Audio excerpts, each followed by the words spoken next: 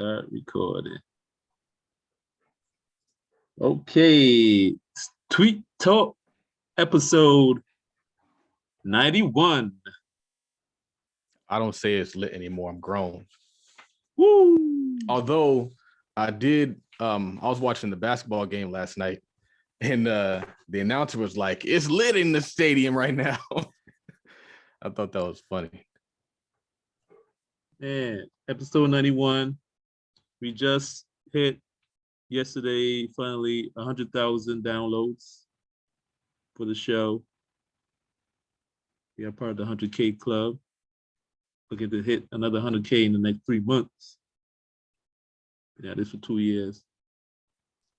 And not only that, they released the list of top 50 Black World podcasts, and we are number 7.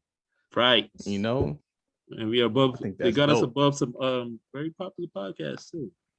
I'm not gonna name names. That's because we are popular, man. We're popular. I'm not gonna say we're better than them, because that's not what it's about. I'm just saying they got us ranked above them. And they have some different metrics that they take into account on that too. Like part of the reason, like no shade to anybody, but Tweet Talk is ranked above your other podcasts, even though you have a larger listenership. I know for sure you have a larger audience on the other podcast, but I think what it is for the past 6 months or so, you guys haven't been as consistent releasing podcasts. So I think that's where you guys took which podcast are you referring to? Because I don't know who has a bigger following than us, man. No, I mean, I'm talking about Todd Capital, the Todd Millionaire podcast. Oh yeah. I was actually, that was like, man, I wonder how that happened. No, it's because it's a combination of things that they do for the ranking. I'm pretty sure they're not sitting there listening to all these podcasts. So they take into account how many listens you have and the frequency of the episodes. And also they have a thing like authority rank or something for the page. I think that's the reason why Tweet Talk is above the Todd Capital podcast too, because they put your page as the Oglesby page, the Oglesby WordPress page. Our homepage that they have listed is our anchor page.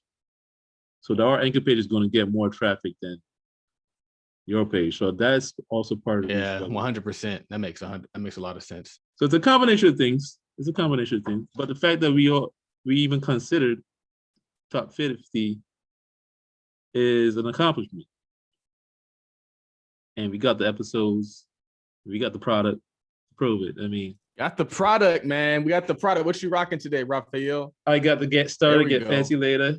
We need to get a screenshot of that, man. Too bad we can't time a screenshot. I gotta work it out. So you always got more.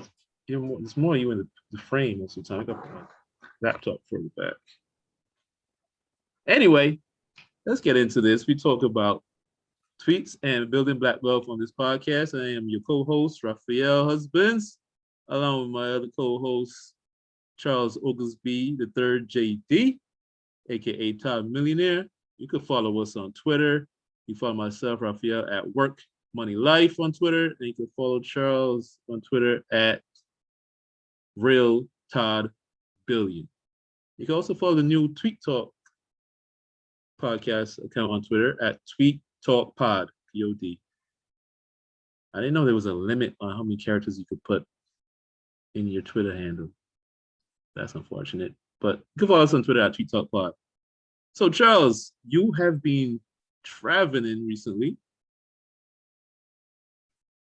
You were at... you could say that, yeah. You were at the Formula Conference? Is that the name of it?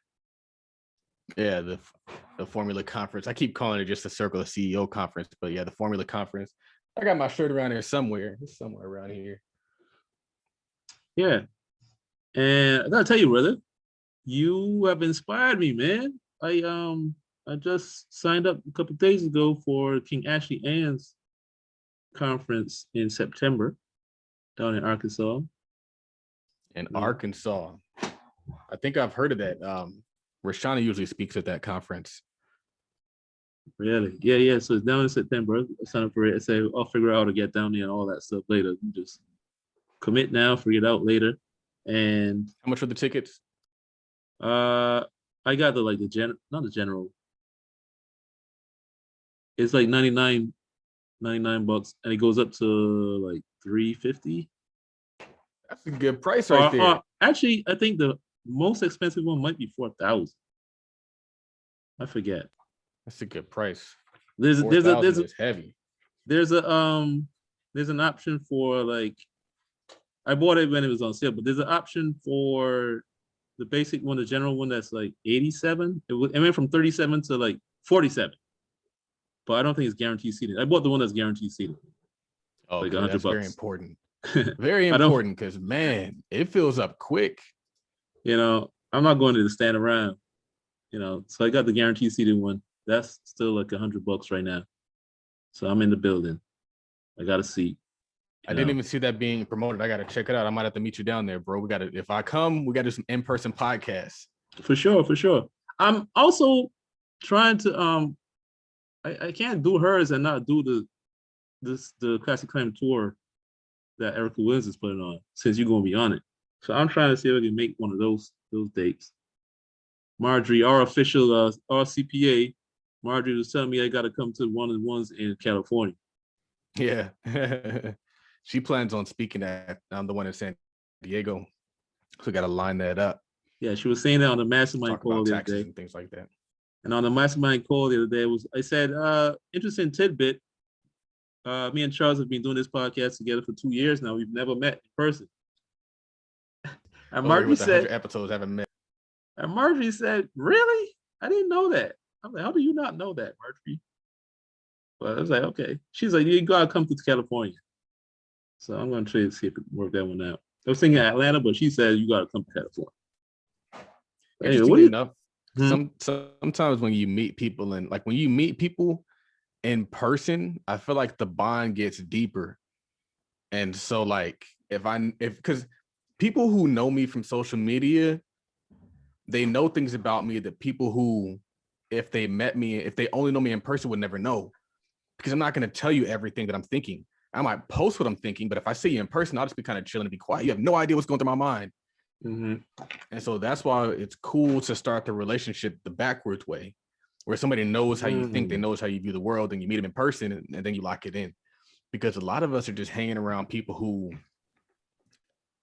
are just for proximity purposes, not for mindset purposes. And social media allows you to connect with somebody's mind as opposed to just, they got the flyest J's.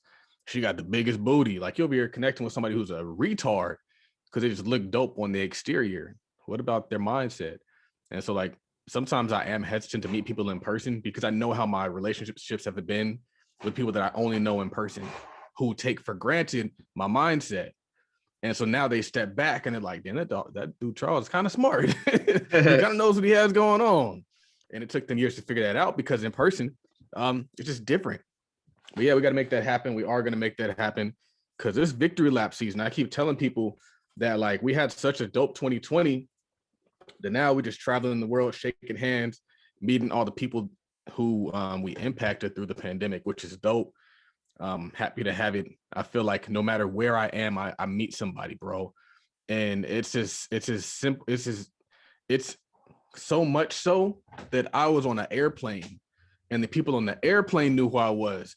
I'm on flying into Atlanta, direct flight, Ontario to Atlanta. I'm standing there waiting for the stroller. Dude walks past. He's like, hey man, are you Todd? And I was like, oh yeah, I'm Todd. And he's like, I just want to let you know that like I've taken like a lot of your courses or a few of your courses, and it's definitely changed my mindset about money. And I was like, that's dope. And then we flew from Atlanta to Ontario, doing the same thing, standing there waiting for the stroller, because if you have a stroller, they have to bring it up to the actual bridge. And we're walking, and my wife's never seen it happen. But this time she's standing there with me, and this lady walks past and she's like, hey, I just want to let you know I have like a few of your courses, like, thank you for what you do. And so my wife like saw it in person. She saw like it's real, because like if you never really seen it, you just see the numbers, you're like, how do you justify all these numbers? How do you justify the cash? How do you justify it? But then when you literally see the people in person of the lives that have been changed, the money that's been made, I'm telling you, like I was sitting there and I was at the conference and I was talking to Greg, who was a part of the original real estate club. He does Turo now. And Greg was standing next to Ryan Noble Supply, and they were just talking about how it's funny how I've kind of blown up into this household name. And as they're saying that, people are walking up like Todd. So it's just funny, like multiple people are just walking up as they're having that conversation. So yeah, it's a victory lap, and I can't wait to do more of this. Going to Dallas, going to DC, going to Oakland, and we already have people who are already there who are like, man, I'm there.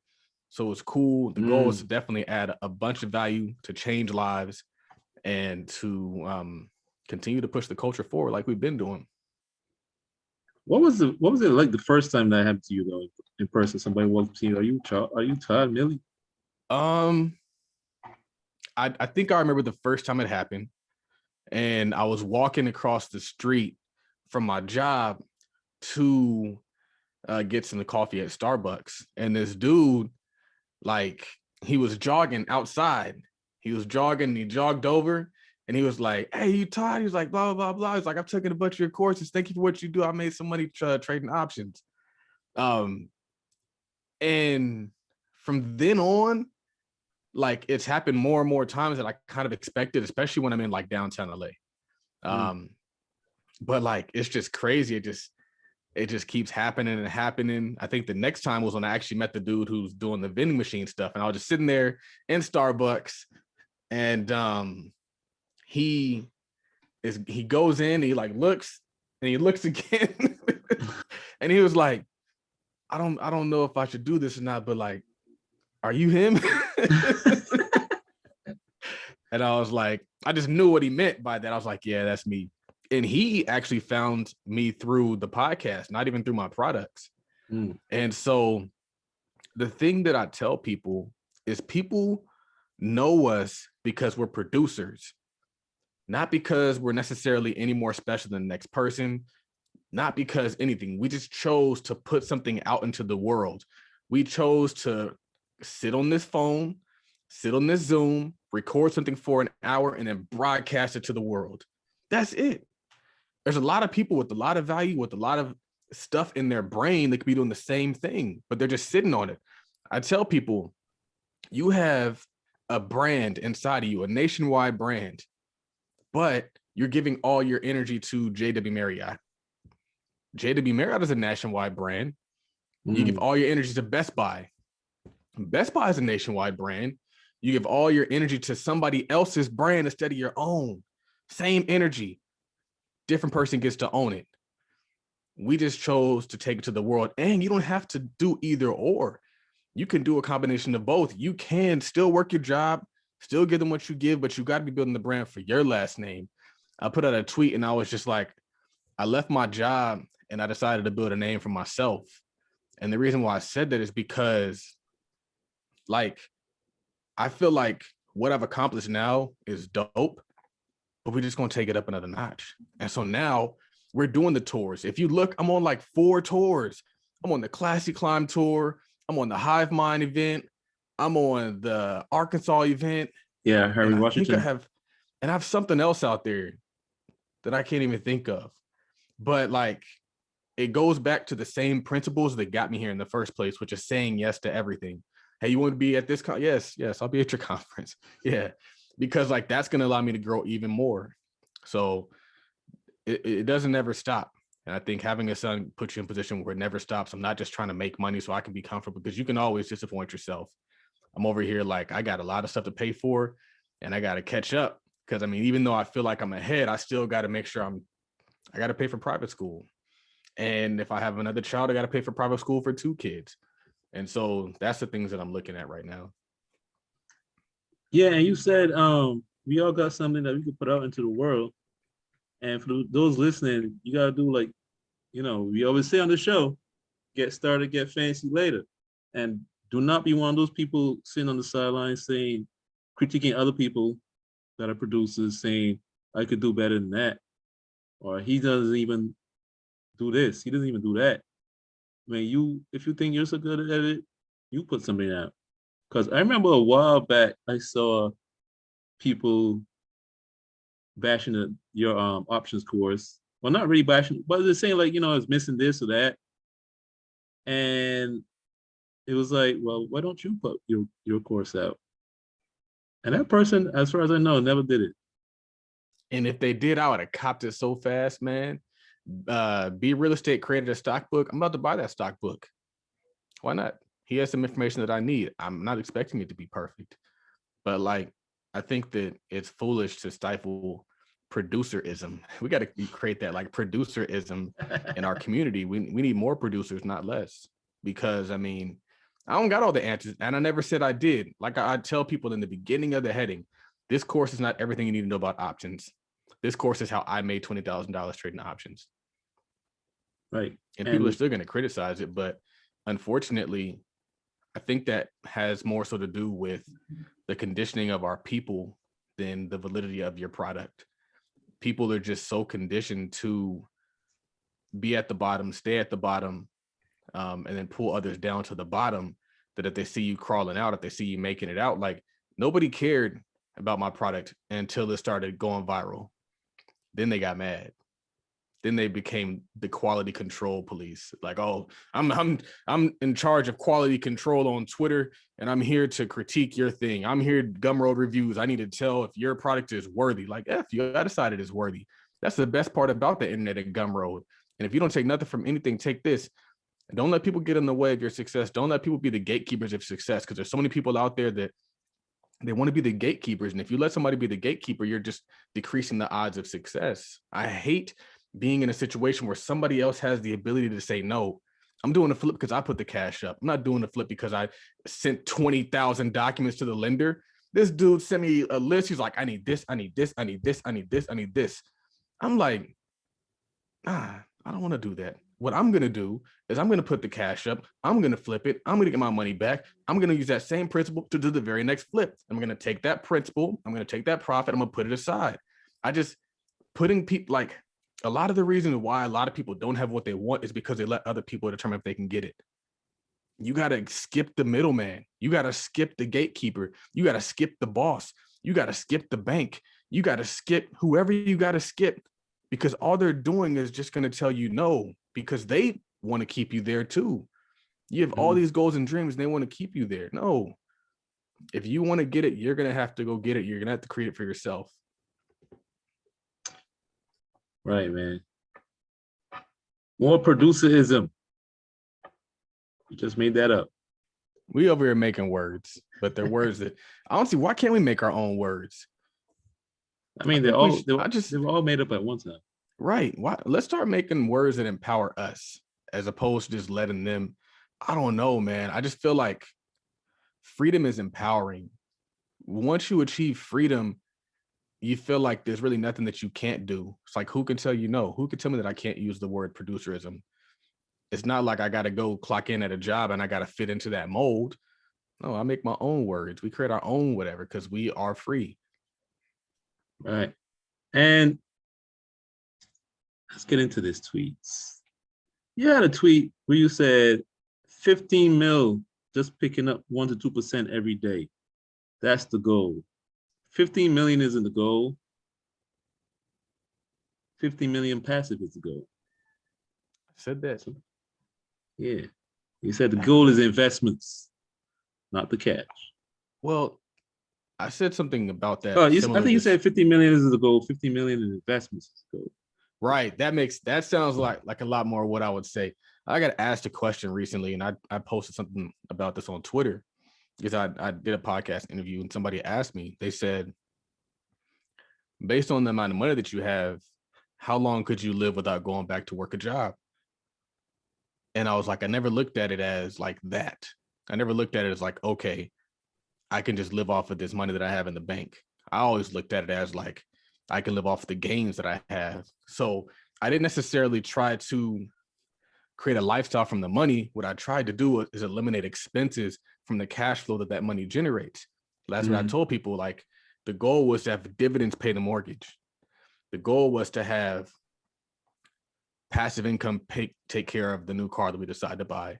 The goal is to have the income, because a lot of people can't get passive income because they don't have the massive amount of money that's required to get the passive income and create ownership. Ownership is really just a money play. It's really just a money play. Can you afford to do this? And so that's how they keep a lot of people out, because they never allow you to get enough money to do this. You never get enough money to put the down payment on that multifamily property. You never get enough money to buy that Turo rental car in cash. You never get enough money to do whatever. And so that's how they keep people out, is that lump sum. It's like Chris Rock said. He said, they don't got to call it racism anymore. It's called prices. He's like, I don't got to tell you that the Four Seasons is a white-only establishment, but that $4,000 hotel suite will tell you that. And so that's how they did it a lot. Like, you look at these neighborhoods, that's the new redlining. Price is the new redlining. Oh, you can't, it's $1 million property. Oh, we're only going to pay you $15 an hour. Good luck trying to move to me and my neighbor. And so I don't look at the cash as something to consume. I look at the cash as something to buy something that's going to generate the money that I can then use to consume. It's the same thing Chris says. Take your money and buy something that pays you, as opposed to just buying something that looks good or buying something that depreciates. The same thing is true with the car these days. Turn my car into an asset in 2 bookings. If I had a car note, which I don't, I'd be able to take care of the car note. 2 bookings. It's like 5 days. And this is just the beginning, because they start you off small so that you can get your reviews up. And then as I get my reviews up, then I'm going to double that. My income will be doubled. And so I'm looking at a Tesla Model S, not even the Model 3. Holla at your boy. But yeah, for anybody listening, I've always been this way. I've always told people to don't consume the windfalls. Don't consume the windfalls. Why? Because you weren't expecting them anyway. You already had a life mapped out that did not include that stimulus check. You already had your bills mapped out. People spend their paychecks before they get them. You knew what you're going to do, and you knew what you could not do. And so I meet people, and they're like, oh yeah, I got my stimulus check. I got a new TV. But you're struggling. You're struggling with the new TV. Why not take that stimmy and turn it into freedom? And we did teach that, and people did do that. Take your cash, take your windfalls, create freedom.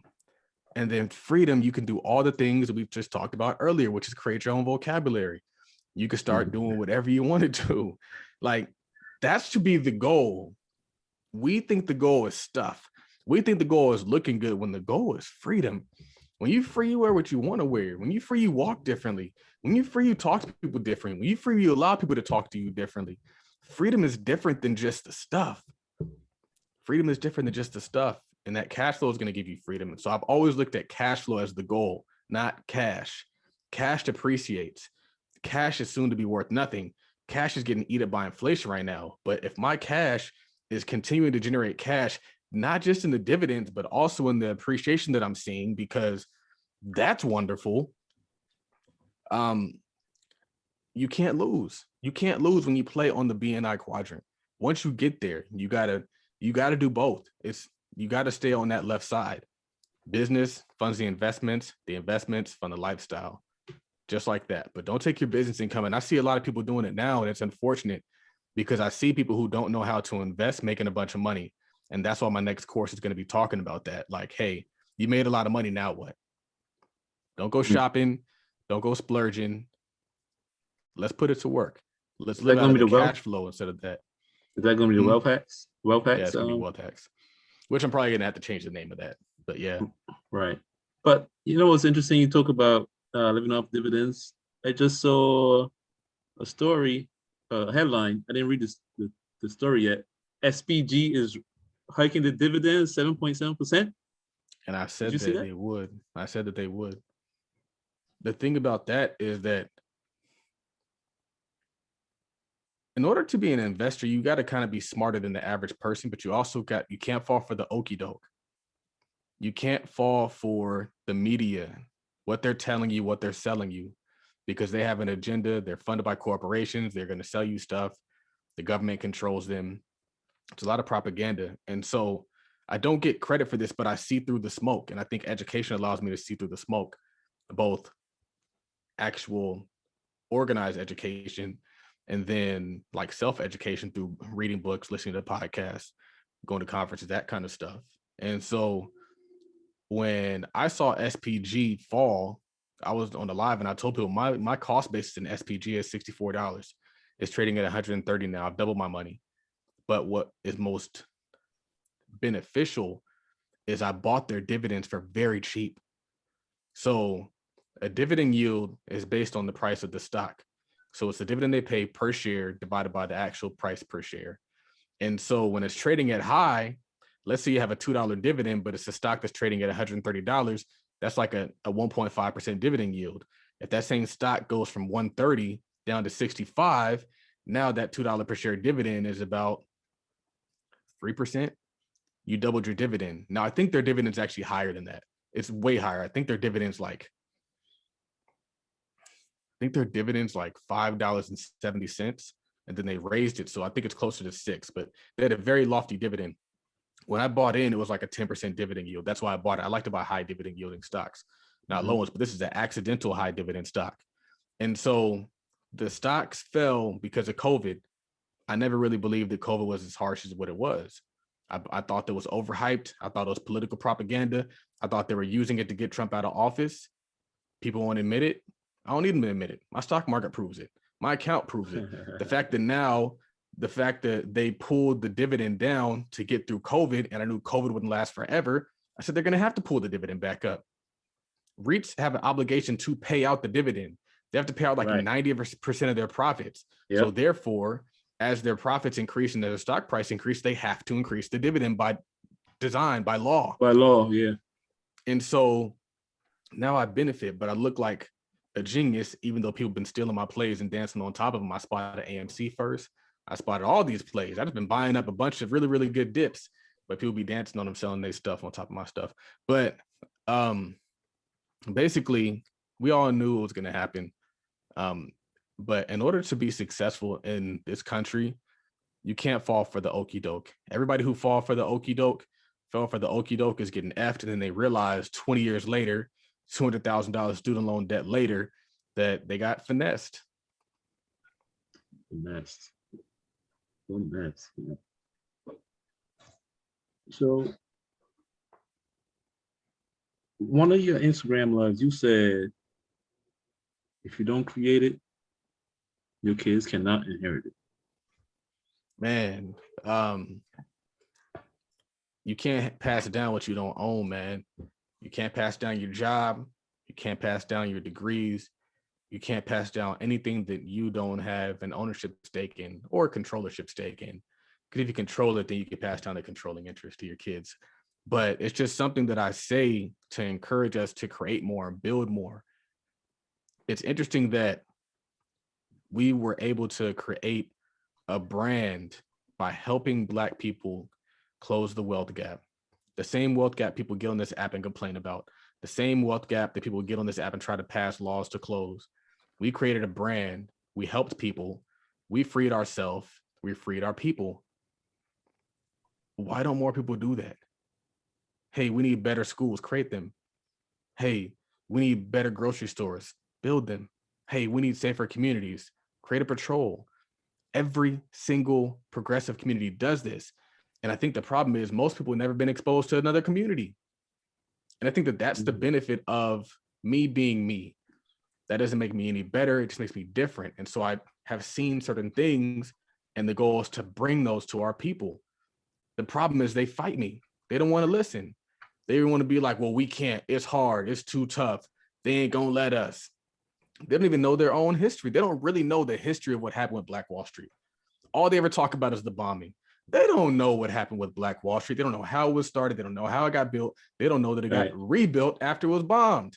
Right. They don't know about all the other dominant African-American communities throughout this country, in every single city, in Chicago, in Detroit, in North Carolina, of course, in Georgia, in Los Angeles. We have a thriving communities, African Americans. It exists, therefore it's possible.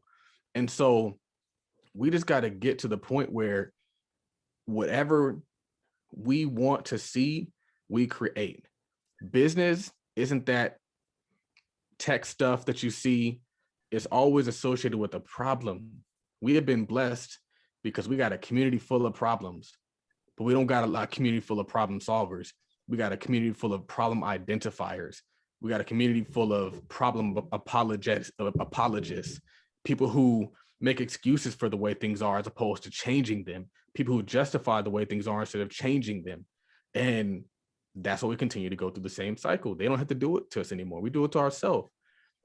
But the thing is, we were at the conference and him 500 brought his daughter on stage and he said, "What's the name of your business?"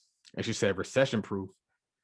And I was like, that's dope, because we had to start businesses. We had to grow these businesses. We get to pass them to our kids. It's not easy to start a business. And so like, if you can just pass it to your kid, that's dope.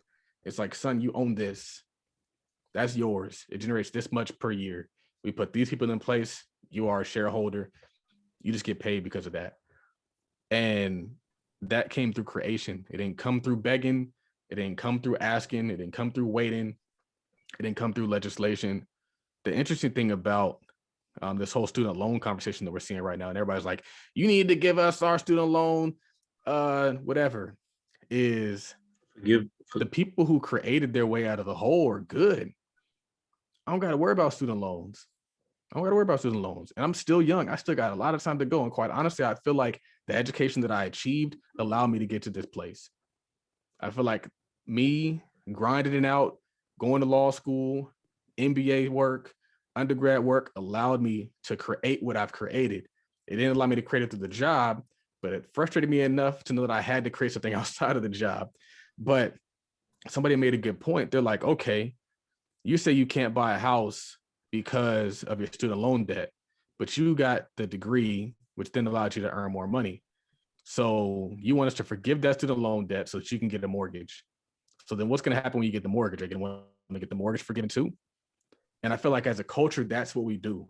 We're like, this is hard. This isn't what you said it was. So make life easy for me. And that's a problem, because nobody's ever going to make it easy for you. Your parents are supposed to make it easy for you, but a lot of our parents just like drop the ball on that for whatever reason. We won't be dropping the ball though. Our children will be good to go.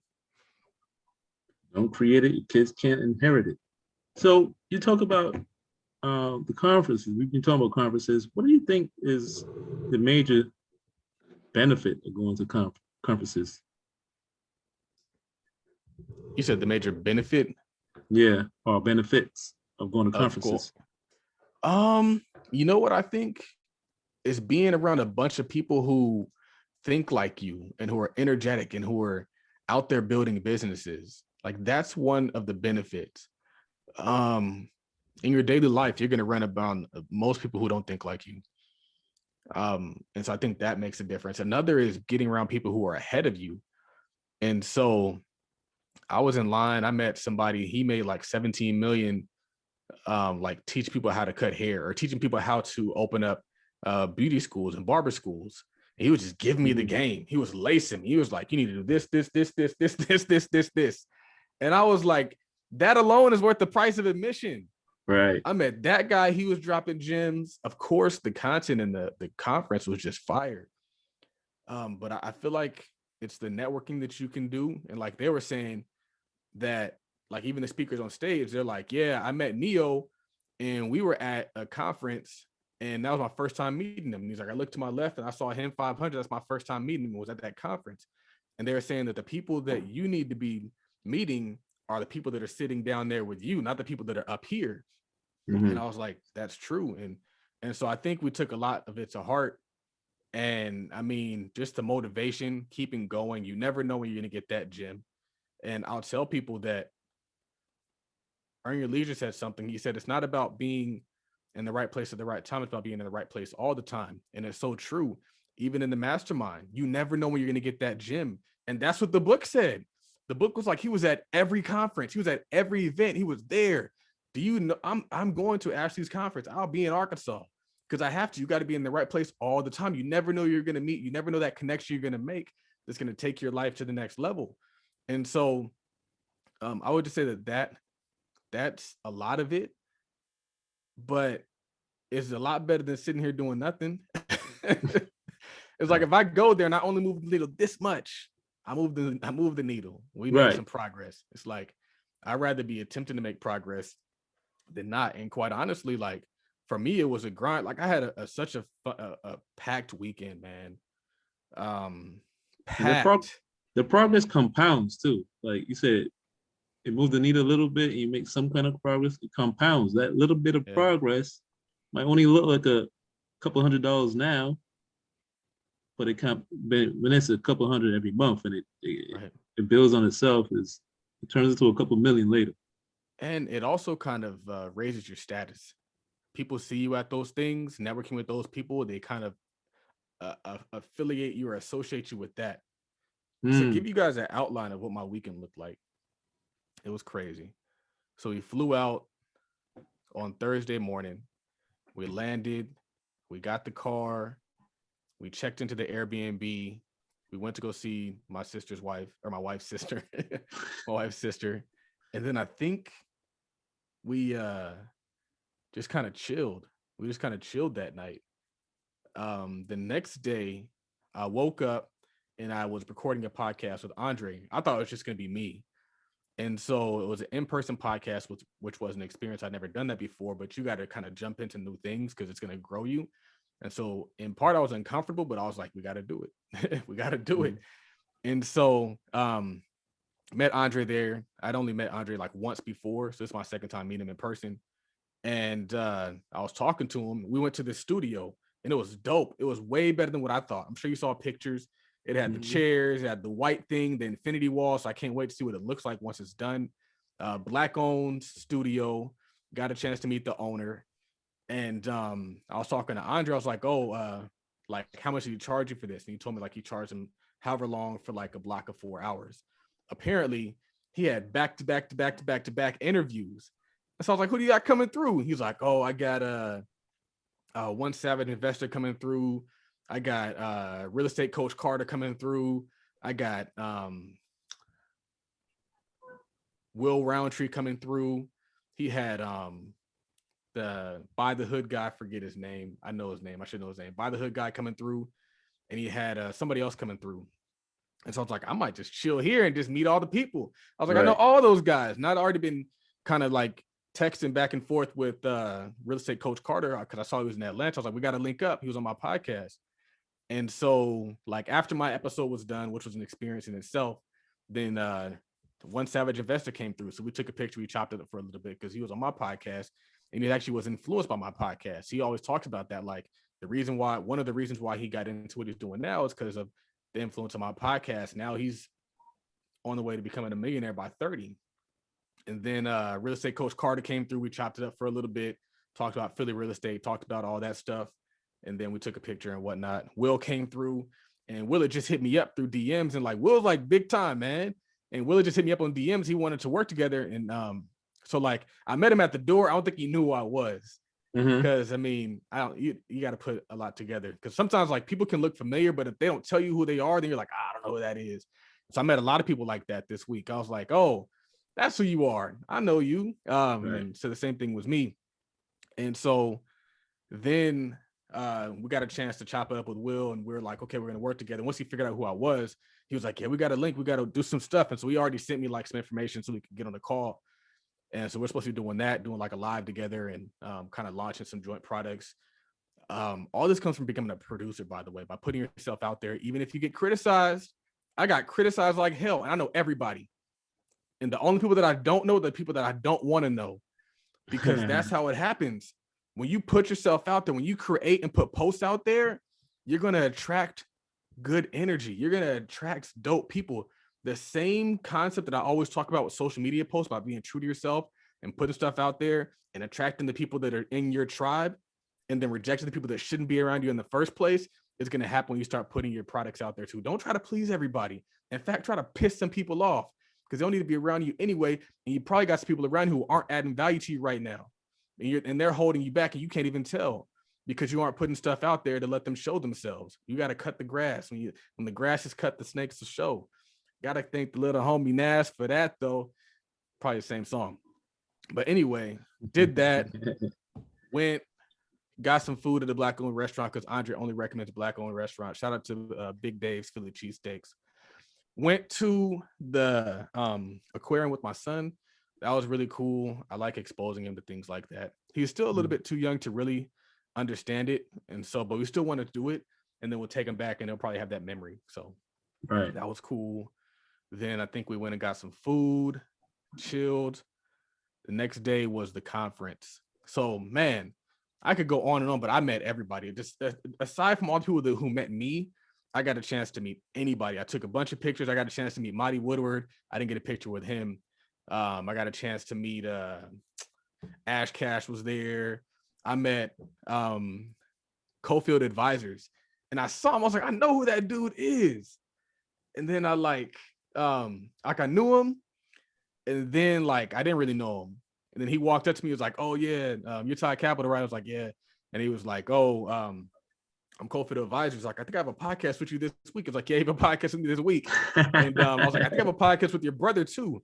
And his brother is George Ace Kampong. I forget how to pronounce it, but I just recorded with his brother yesterday.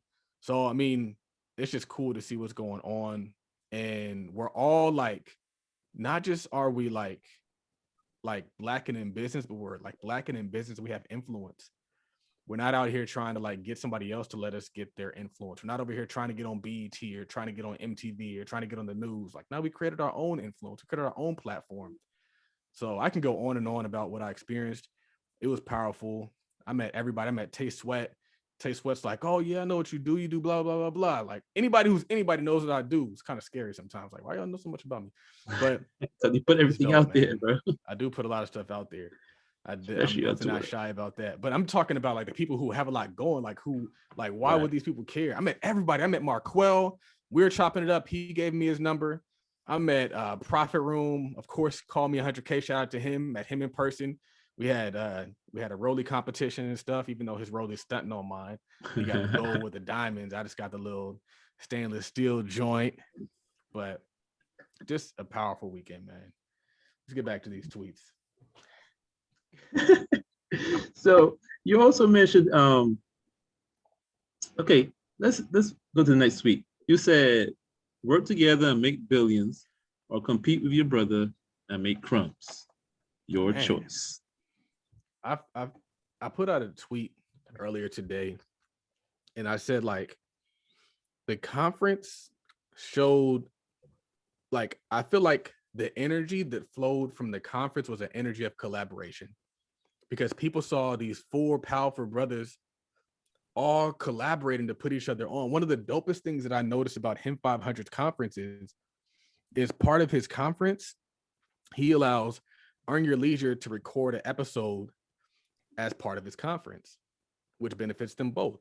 It benefits him and also benefits EYL. EYL also gets to make the connection with Rick Ross or Shaq. They interviewed Rick Ross at the Recession Proof Conference, and they interviewed Shaq at this conference.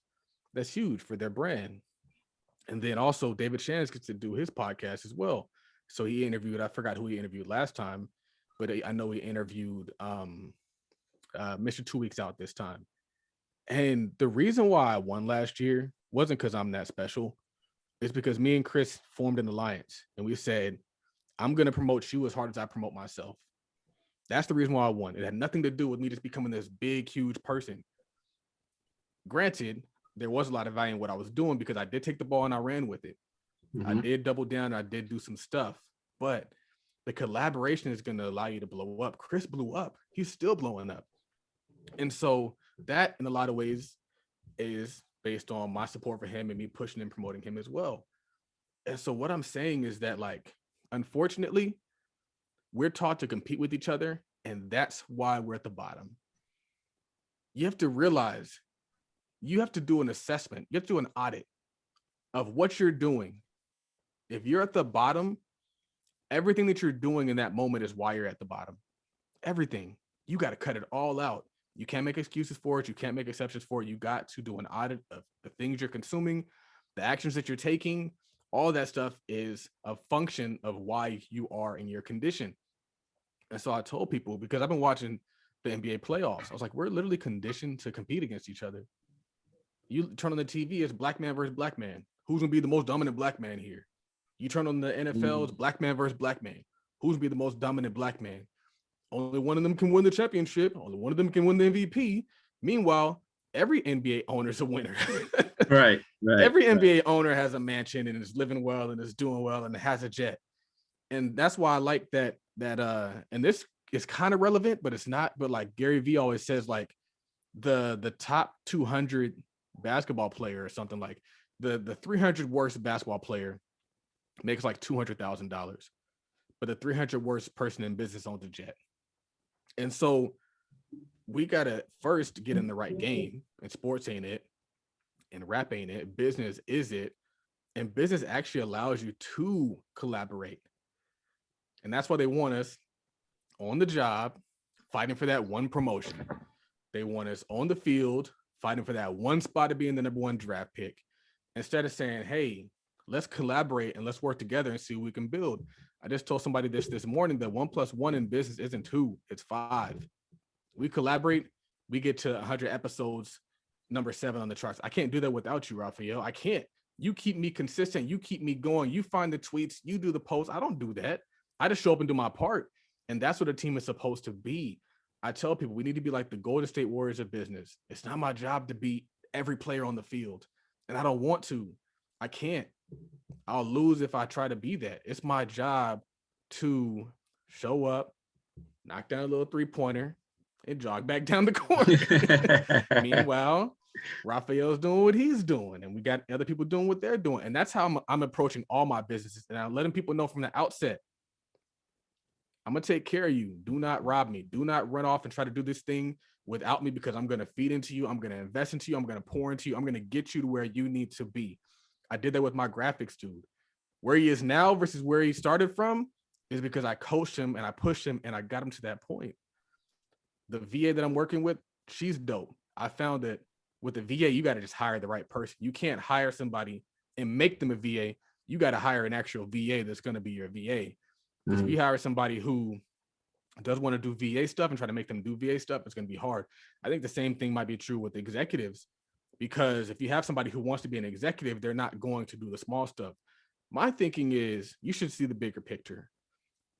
Like, I'm going to get you to that point, but I can't just jump you to that point if you haven't proven that you can be there, or if you've proven that you can even operate at the executive level.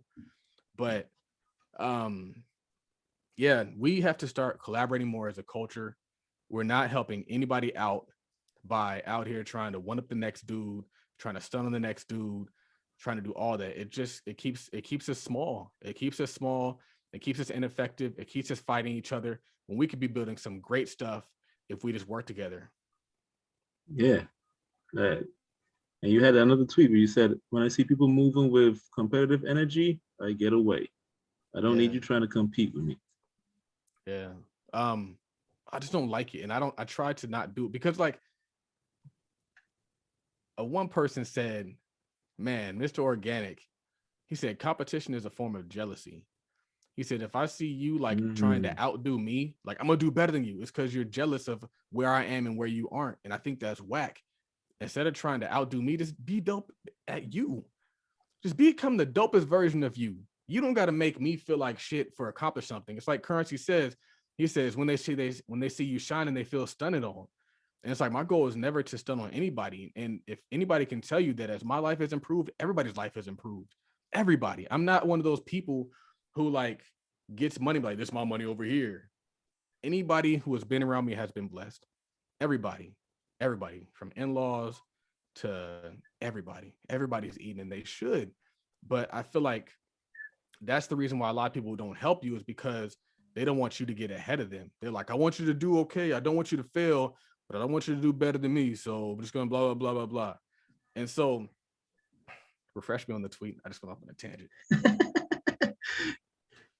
Well, you were talking about competitive energy. Right. But, and so it's like, you can't collaborate with people who want to compete with you. I can't like, it's kind of like when I have a product and then somebody creates a duplicate product, I can no longer promote you. I can no longer work with you. I might have to block you and unfollow you. And I've done it to a lot of people who used to be dope. A lot of people who rocked with me, got information from me, and they ran off on me. I got to block you because I don't want to get robbed again. And so I'm doing certain things to protect my brand from being taken advantage of. I love people. I want to help people, but I think it should be a mutual relationship. And I don't think competition is a mutual relationship. Collaboration is a mutual relationship. I am a giver. I always give. I always put back into the atmosphere. And I think competition is about taking. Competition is about like, oh, I'm going to hoard my information. I'm going to hoard my knowledge. I'm going to hoard my resources because I want to outdo you. And that's not the energy that I'm moving with ever. I'm always about like helping and promoting and giving, not about selfishness and this is mine and I'm going to stun on you. That's just not in my spirit, man, because I think that competitiveness is also a scarcity mentality. And I don't move with the scarcity mentality. I move with the mentality that there's enough for us all. And so I don't got to take from you to grow mine.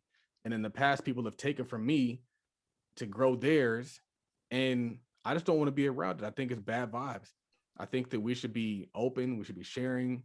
We should be like, anytime I have a money making opportunity, I'm like, who wants to participate? Because I believe in abundance. I believe there's more than enough to be made. And then folks will get a money making opportunity for themselves and they be running off on me. People who I pay big money to. I paid somebody $150,000 last year as a part of what I was doing. He took his products and he keeps it to himself. And he wants to affiliate me in. So I get paid based on the affiliate. I didn't pay you based off an affiliate. I paid you based off of the sales. But you don't have the same energy. I can't rock with that. I can't rock with that. If you think that you get to have your hand in my pocket and then you want to keep your hands in your pocket and be over there, that's just not the energy that I'm rocking with. And I got to protect me. I got to build for me. I wish more people understood that that's bad vibes. I wish more people understood the value and work with me and F in general.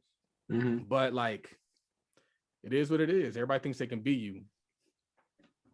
Yeah, you also said year one in business, I hoarded the wealth. Year two in business, I'm spreading the wealth. Yeah. I feel like at this point in my life, I'm trying to overpay people. Last year I paid them fair.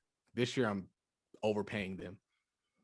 And it's a mindset shift because you think that just giving them the job in the first place is enough. And then you also think that like, hey, I'm paying you well. That should be enough. But you have to pay people. I saw a quote that said like the average employee is worth 10 times what you pay them. So pay them 2 times what they're worth. And so my thought process is like that. I would rather pay you more and have access to you more and be able to have higher expectations of you than pay you just enough and you out here trying to create a ship out of my ship, like that meme. I love that meme. You ever seen that meme?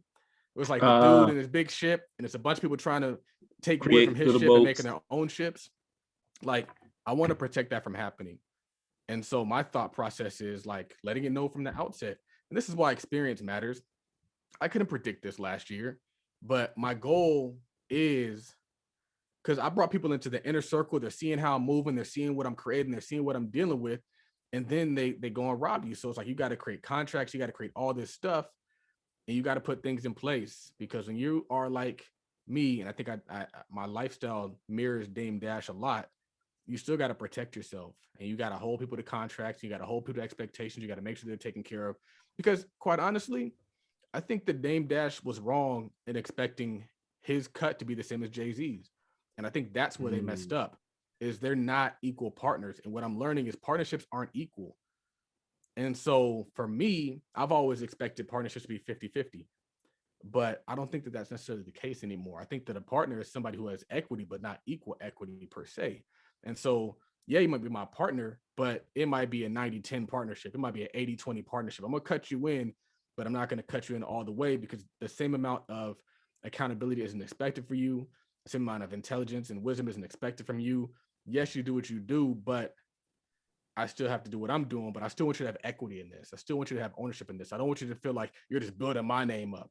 I don't want that to happen, because I think that that's a mistake. I think that's why a lot of people run off, is because they are like, I'm not going to spend all my time building this man's brand, especially when you're somebody like me and you tweet the things that you tweet about not having a boss, not having a job, not working for other men. You kind of create that. But I think it's a mistake, because a lot of people take that and they think that I mean like not working with somebody. And I think that it's a difference. I think it's a difference because when I use that phrase, it's like you can work with somebody. You can work in a joint venture with somebody. That's okay.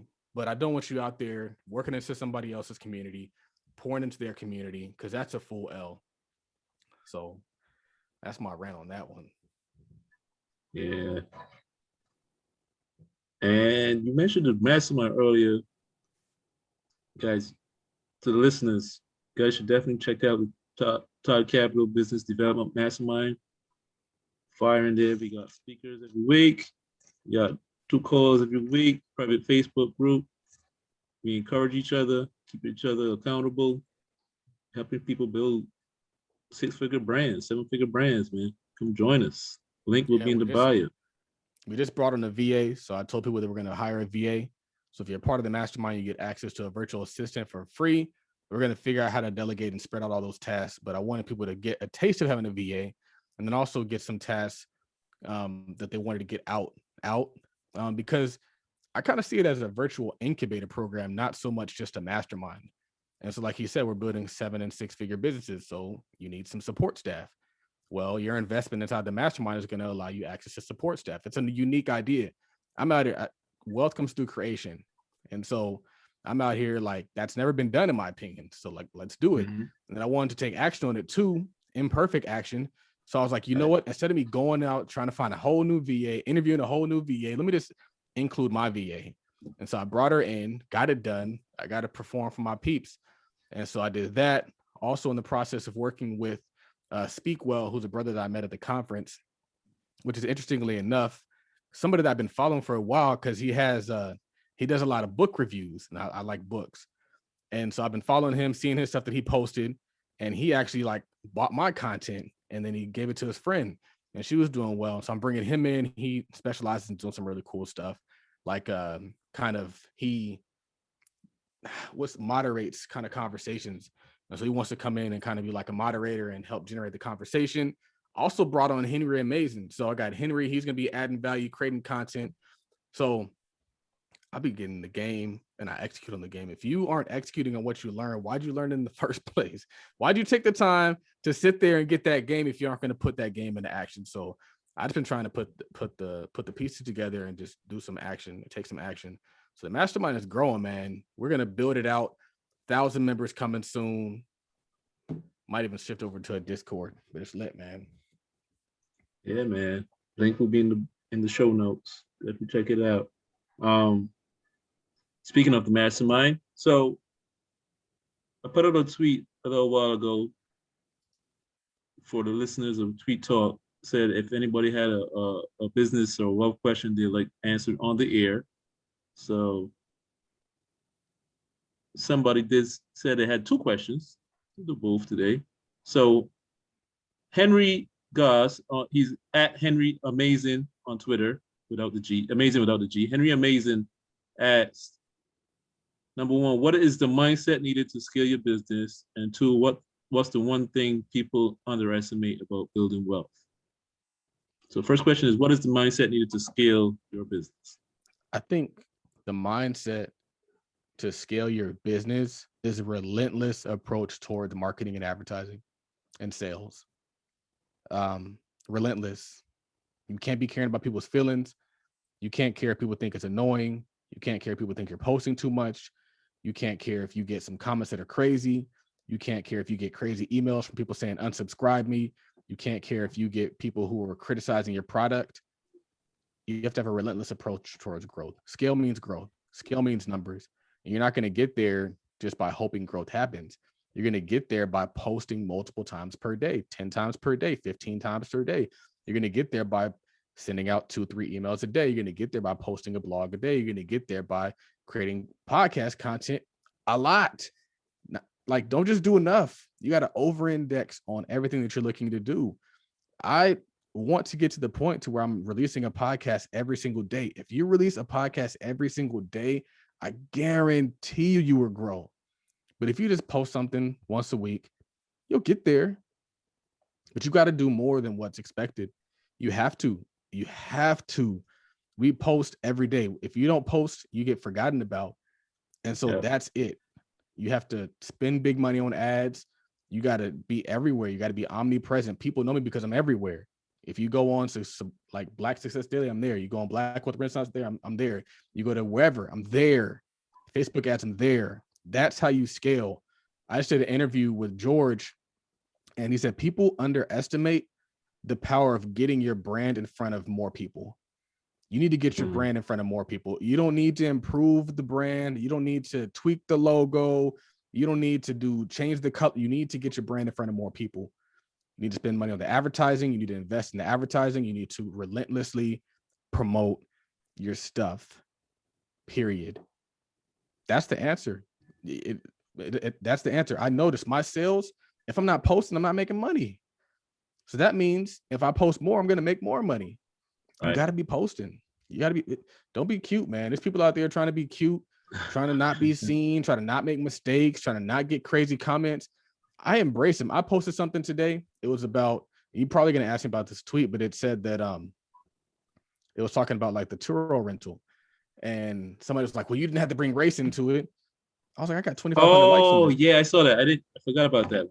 Oh, I got 2,500 likes on this post. Mission accomplished. Yeah, I saw that on Instagram. I got maybe two or three comments that are negative. I got 2,500 likes on this because people can relate. People don't want to say stuff that they can relate to, but they can relate to that shit. Just because they don't want to say it out their mouth doesn't mean that it's not true. Right. Just because they don't want to post doesn't mean they don't feel it. And so somebody's going to click like because they didn't have the balls to post it, and they're going to scroll. But I'm going to get the engagement, and I'm going to throw an ad post right behind I put my viral tweet, because that's what I try to do. I put something that's engaging. I got 2,500 likes. Guess how many people swipe to the left to see what was behind that post? Oh, my ad. Right. That's true. I did see that. Yep. I ain't playing around here, man. And you talking about posting a lot too. On what you said, Grant Cardone says you got two problems. Number one, not people don't know you, or they know you and they forgot you.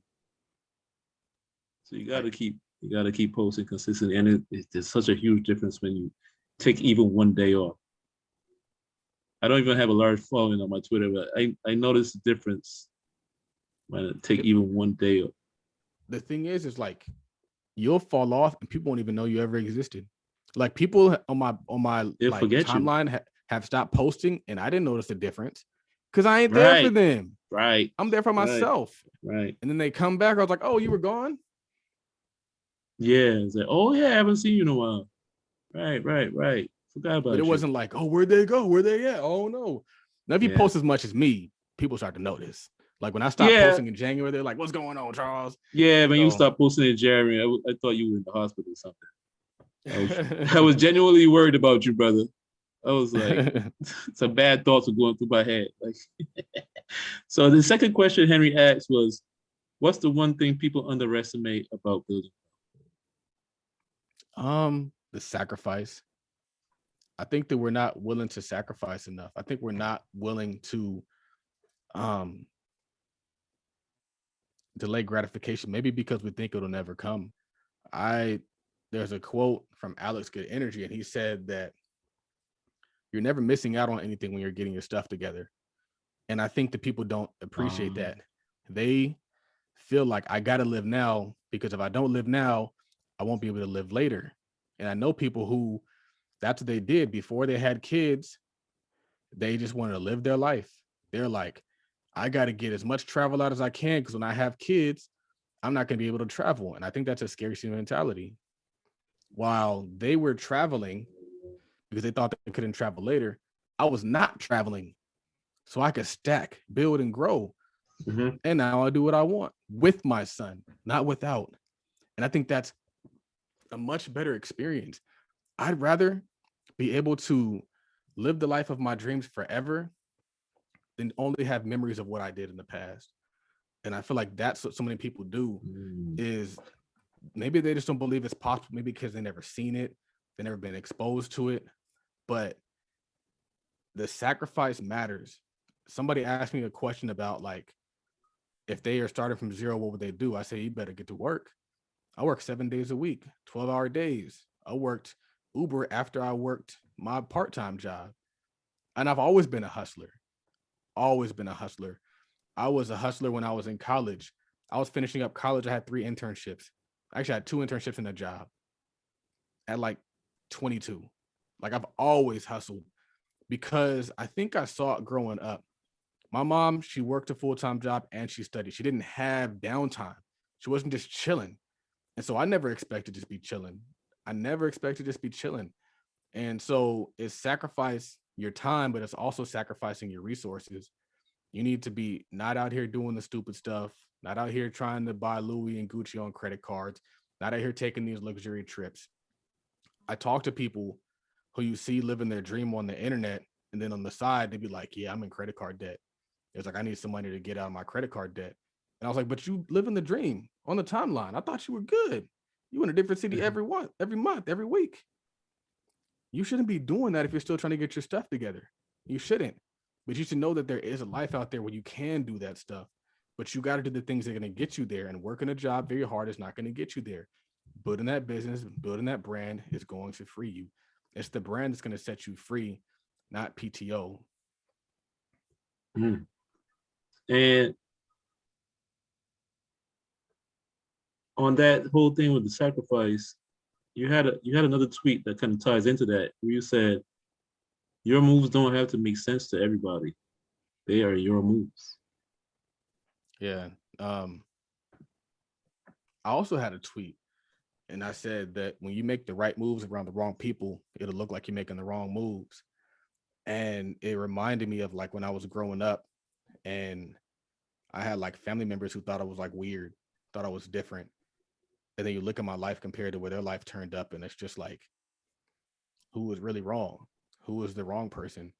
Because I wasn't doing whatever was the common thing to do. Um, and so, refresh me on that tweet again, because when I said that other comment, I kind of lost track what the main tweet Yeah, was.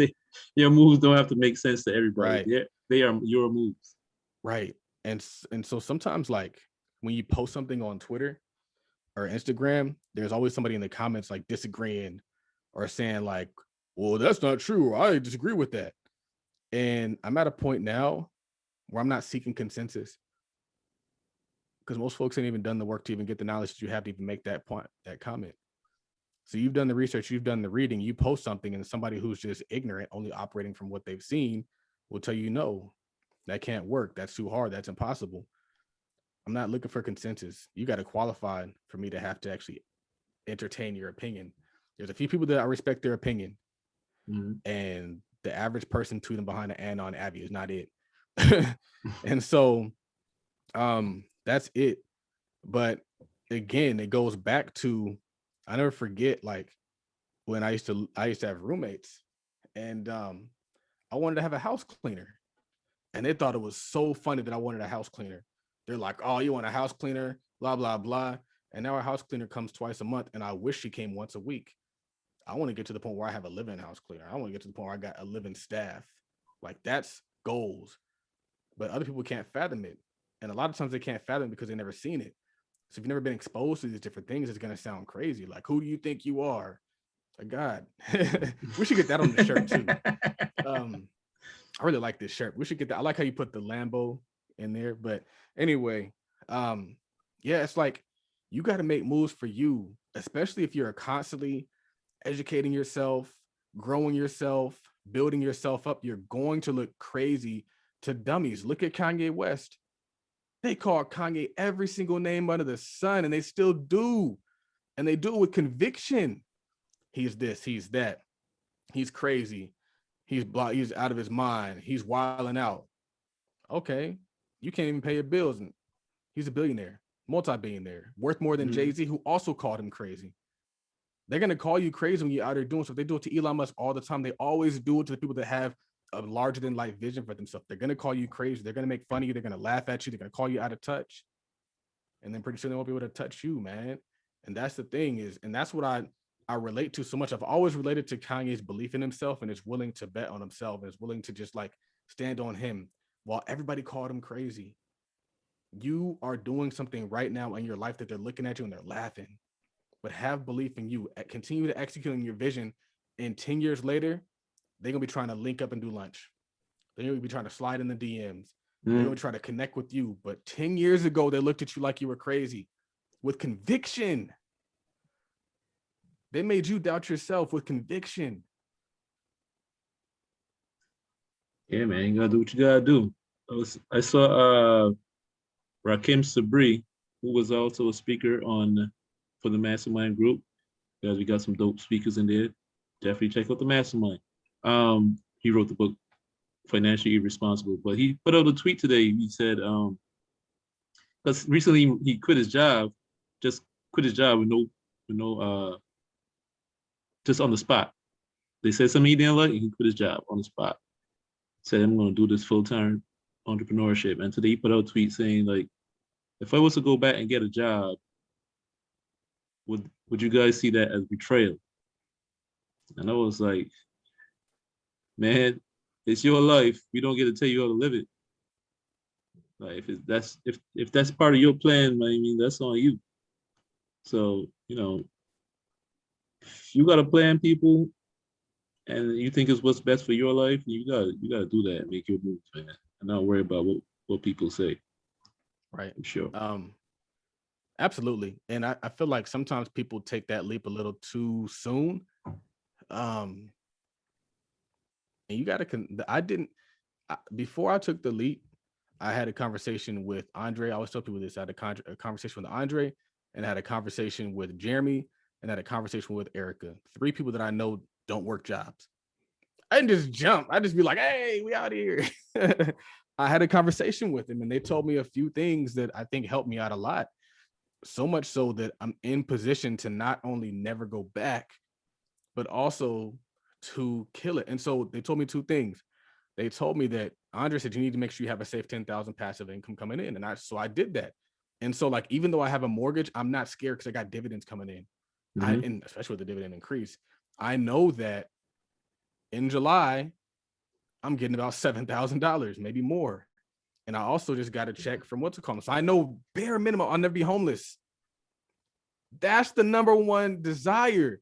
You got to at least be able to take care of your mortgage, your rent. If you don't have that, you're going to start resenting yourself. You got to make sure that you have the passive income, but you also got to make sure that you have the savings set aside. And 6 months might not be enough because 6 months will turn to 5 months in a month, and then it'll turn to 4 months in a month. So if your thing is I need to have 6 months worth saved, then that's going to immediately start depreciating as soon as you leave the job. And so honestly, I think you got to do what's best for you, because there's certain criteria that you have to have in place before you leave the job. Not wanting to work for other people is not enough. You need to have the resources and stay in place. You got to, because you also need to be able to have the capital to invest. So you can't just have like passive income. You also got to be able to make plays in the present. And so if you can't make plays in the present, you can't generate money. So dividends be damned. I'm still gonna be able to do this flip, bring this money in. Still got the vending machines for what it's worth. Still got the rental properties for what it's worth. Still got other things that I've built for what it's worth. But you can't just jump on no income. And so like when people make that jump, I get scared because I know what I did to get there. And this is how sometimes people can see what I'm doing and be like, Charles did it. I could do it too. And I think sometimes that's insulting, because it's like insulting to like me, like, bro, like you just think I'm some average dude. Like, you think anybody can do what I do? Dang, y'all just think anybody can do what I do, man? What does that say about me? You got to make it look easy, I guess. But I would just say you got to go back to the drawing board. And it's not about what anybody else thinks online. F them. They don't care. These people don't care. F me. I don't care. I'm over here focused on myself. I don't even know people exist until I see them post. So who cares about what I think, man? Who cares what I think? It does not matter. What matters is you, your family, your kids, period. If you got to go back to work, go back to work. But the goal should still be to exit correctly. What is the correct way to exit? You got to have cash. You got to have cash flow. And you also, that's pretty much it. Cash and cash flow. That's it.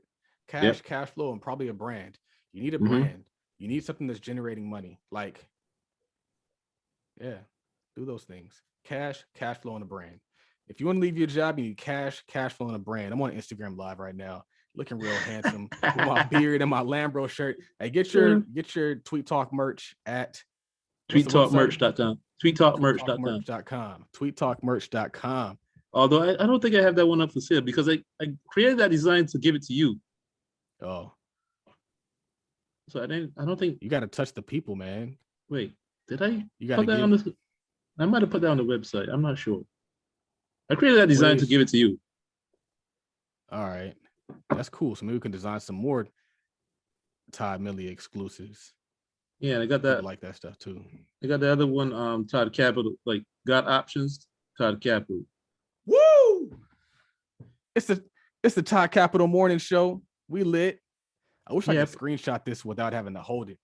Because we lit, man. I think like if you go back to that email I sent you with all the designs, you'll see it in there. The Todd Capital design and the Lambo design is in there too. All right. I'll check it out. I might just resend it. I'll probably resend it to you. For taking action and building, man.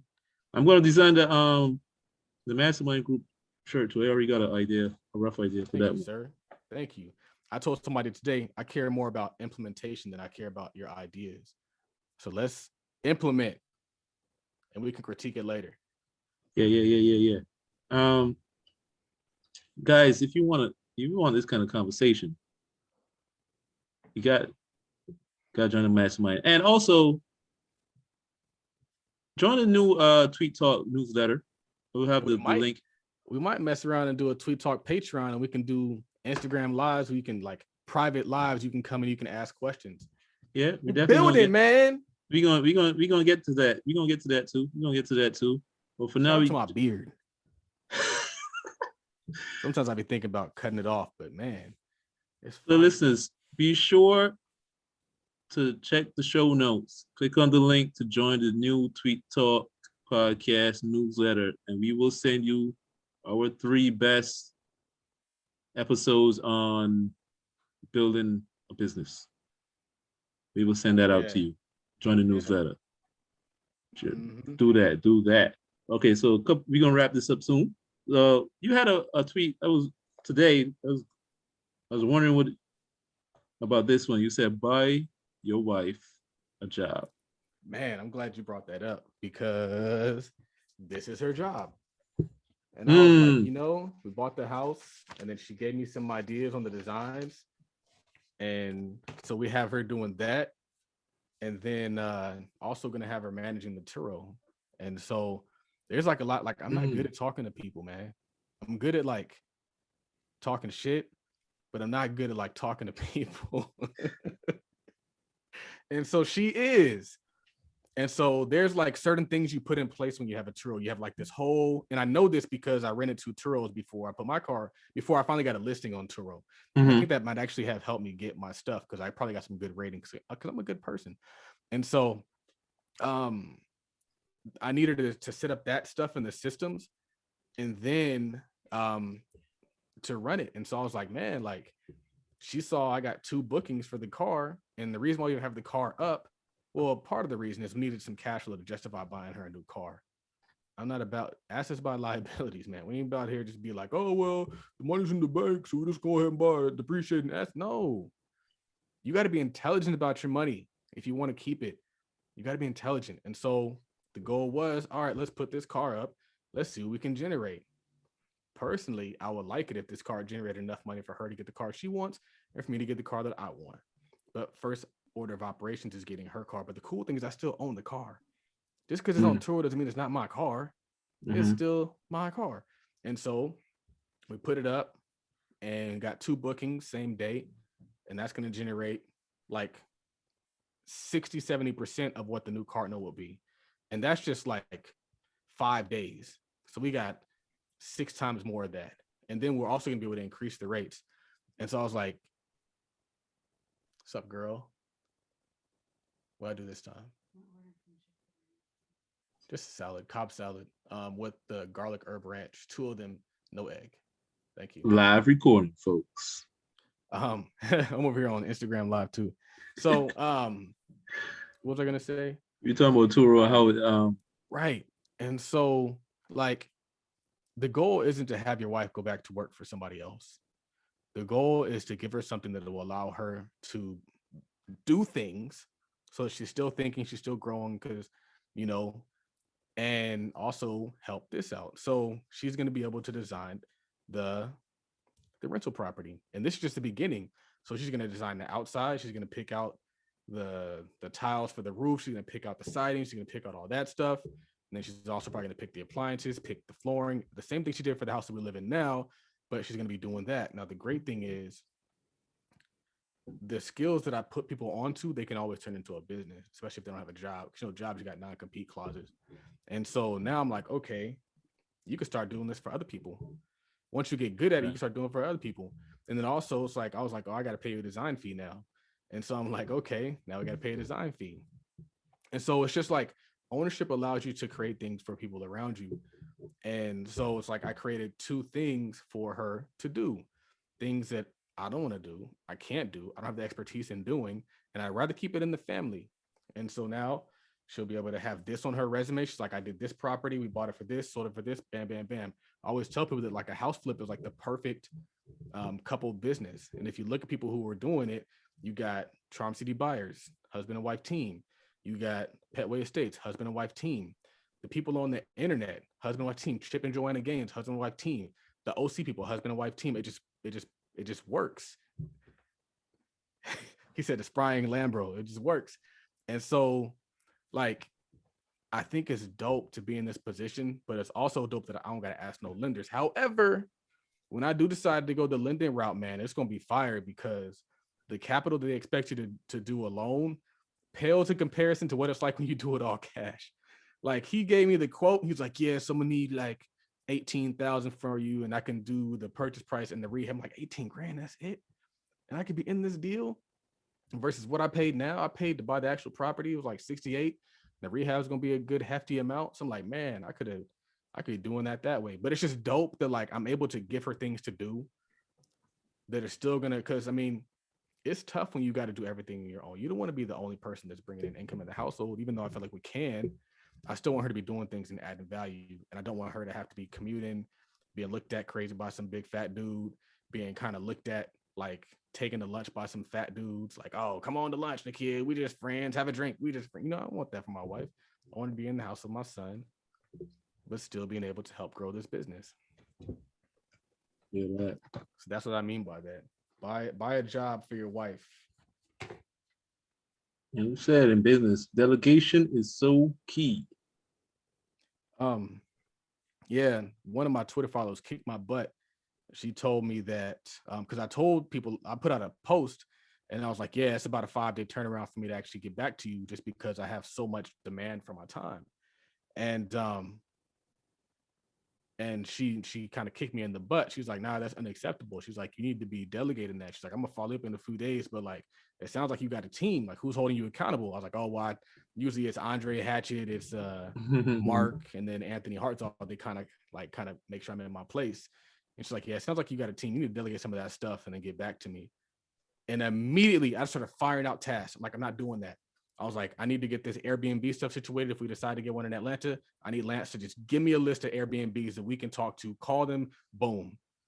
And then also what else did I have to delegate?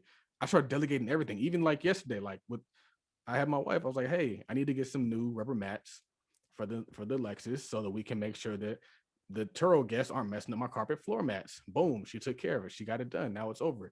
Because if it's up to me, it's a 5-day turnaround, but it shouldn't be up to me. That's not business. That's not how it should be done.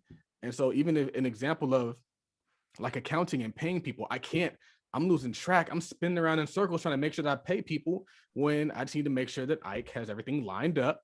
And it's like, boom, boom, boom, boom, boom. These people got paid and I can focus on everything else. Because when I was driving the Range Rover this weekend, I was like, all right, if we buy a Range Rover, it could be like, I don't know how much it would cost. Maybe let's just hypothetically say $1,000 a month. It might be more. It might be like 12, 13. But I was like, that's why they say you need to get a bill.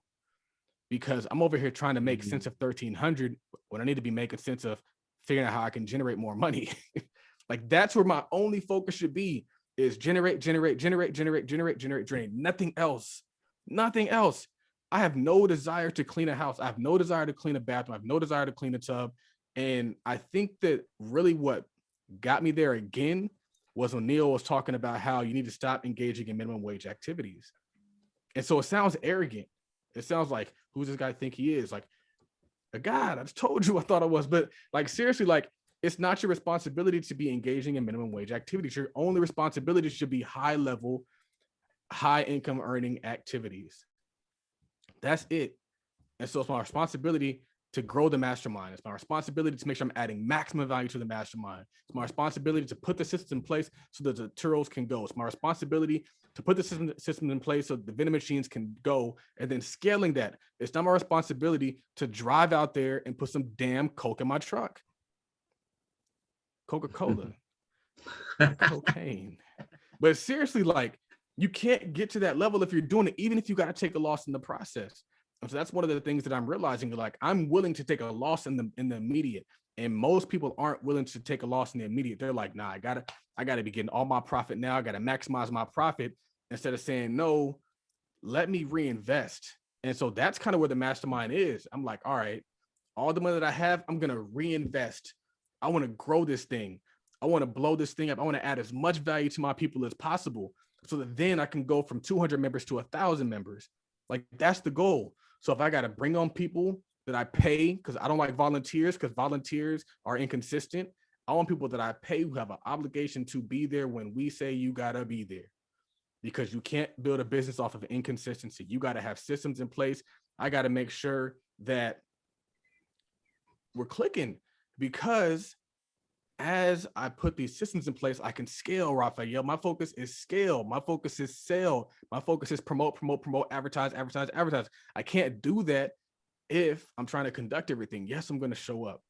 I'm going to be there. I'm going to be present, but I want to make sure that we have consistency, and it's not based on if Charles can start the meeting on time. It's like, no, meeting started, Charles is here. That's how it should happen. It's a mindset shift. And there's nothing wrong with either or, because my goal is to grow everybody. We trying to, like, as we put things in place, is to explode this. And as it explodes, everybody explodes. The people who are early in to Microsoft, Steve Ballmer, he ain't complaining. Yeah. He's not Bill Gates, and he might not have Bill Gates money, but he's not complaining. And there's so many people that are like, if it ain't Bill Gates money, it ain't enough money for me. Right. Okay, you fool. Because there's a lot of people not named Bill Gates that are rich off of Microsoft. A lot of people. There's a lot of people not named Steve Jobs that are rich off of Apple. Stop trying to think you have to be Steve Jobs and the Zuckerbergs of this world. It's okay to be if you could apply for a job and get close to Zuckerberg, I guarantee you'd be content with that. If we're looking at it that way, if we reverse out of it and we're like, okay, I want to apply for this job at Google. Somebody got a job paying $380,000 at Google, and they were ecstatic, and you will be too. But we out here allowing you to be close to the founders of these massive organizations, and you're like, nah, F that. I got to be Steve Jobs. You might not ever get to that point, but if you work with Steve, you'll be blessed. You'll be rewarded. The reason why I'm married to my wife is because she held it down when I didn't have shit. She held it down when I was sleeping on the floor. She held it down when I was at my parents' house. She held it down. And that's why I have undying loyalty to her. But there's people who want to show up when you're winning. There's people who don't want to grind when you're trying to get to the top. There's people who just want to, like, rob you, and they don't get to be there. Nobody who robbed me years ago is where I'm at now. And anybody who robs me now isn't going to be where I'm at then. So stay down. Yep. And on that note, we're going to wrap this up. And yeah, we're going to wrap this up. We gave y'all plenty today. It was a long episode. Yeah, it was needed. We took like 2 weeks. Like, this is like 2 weeks between episodes, so we had to give them a fire episode, couple episodes, man. So we're gonna wrap this up. Be sure to follow us on Twitter. First of all, be sure to subscribe to the podcast, man. Subscribe to the podcast and follow us on Twitter. You can follow the podcast on Twitter at Tweet Talk Pod. That's Tweet Talk POD. Follow myself, Raphael, at Work Money Life on Twitter. Follow Charles on Twitter at Real Todd Billion. Follow us on Instagram at Tweet Talk Podcast. Follow Charles on Instagram at Real Todd Billion and Todd Capital, the company, at Todd.capital. For episode 91, we're going to leave you all with one last tweet from Charles. He says, how are you going to become wealthy if you don't study the wealthy? Think about that, folks. My co-host Charles Oaksby III, JD, aka Todd Millionaire, and myself, Raphael. Episode 91 of Tweet Talk, the Black Wealth Podcast. We are out. Peace.